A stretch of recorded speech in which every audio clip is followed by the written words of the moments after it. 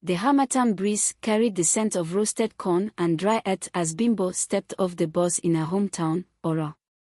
It had been 5 years since she last visited, and the village seemed smaller than she remembered.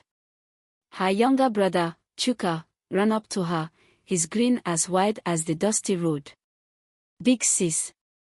You finally remembered us, eh?" Chuka teased, grabbing her suitcase. "Oh, Chuka, don't start," Bimbo laughed, brushing imaginary dust off her city-chic blouse. "I just hope Mama hasn't planned another matchmaking ambush." Chuka chuckled. "You already know Mama." Mama was waiting at the door of their mud brick home, her hands on her hips, a scolding look on her face. "So, you still remember the way home, Ebere?" Bimbo," she asked, but the warmth in her eyes betrayed her annoyance. "Ah, Mama, forgive your firstborn," Bimbo said, dropping her suitcase and hugging her mother tightly. Mama sniffed. "Don't think I didn't notice you didn't bring any man home again. Christmas is for families, not just eating rice and chicken." Bimbo sighed. "Mama, please let me enjoy this holiday in peace." As Bimbo unpacked in her room, she heard Chuka whispering conspiratorially outside. Peeking out, she saw him chatting with Kunle, the neighbor's son who had grown from the scrawny boy she used to know into a tall, broad-shouldered man. "Bimbo's back," Kunle said with a shy smile. "And single," Chuka added with a wink. "Chuka!" Bimbo shouted, causing the two men to burst into laughter as she slammed her window shut. The village was alive with preparations for Christmas. Children ran around chasing kites made from old newspapers, and women pounded yam in large mortars, their laughter echoing through the air. "Bimbo, come and help me fry chin-chin," Mama ordered, handing her a large bowl of dough. Bimbo groaned. "I just got here, Mama." "No lazy city girls in my house," Mama shot back. Later that evening, Bimbo went to the Christmas market with Chuka.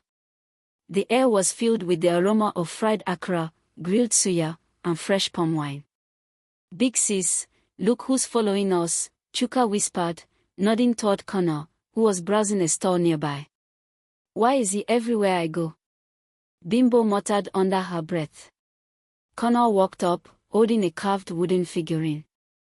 "Bimbo, do you remember when you used to chase me around with this?" Bimbo couldn't help but laugh. "Kunle, don't remind me of my childishness." The next morning, Kunle knocked on their door. "Mama said I should invite you all to our house for Christmas Eve dinner," he said, avoiding Bimbo's gaze. Mama clapped her hands in delight. "Kunle, your mama is a good woman. Tell her we'll be there." Bimbo tried to protest. "Mama, I'm tired." "Tired of what?" "Tired of sitting down." "You will go." The dinner at Kunle's house was a feast of jollof rice, grilled chicken, and steaming pepper soup. Everyone chatted animatedly, except Bimbo, who quietly picked at her food. "Kunle, when are you getting married?" someone asked. Kunle's eyes flicked to Bimbo. "Maybe when the right person stops avoiding me," he said pointedly. Bimbo nearly choked on her drink as the room erupted in laughter. That night, Bimbo sat on the veranda, staring at the stars. Kunle joined her, carrying 2 steaming mugs of zobo. "Why did you stop coming home?" he asked. Bimbo sighed. "Life in the city is complicated, Kunle. And sometimes, I just feel like I don't fit in here anymore." "You always fit here, Bimbo," he said softly. "You just forgot where home is." Christmas morning was filled with music and joy.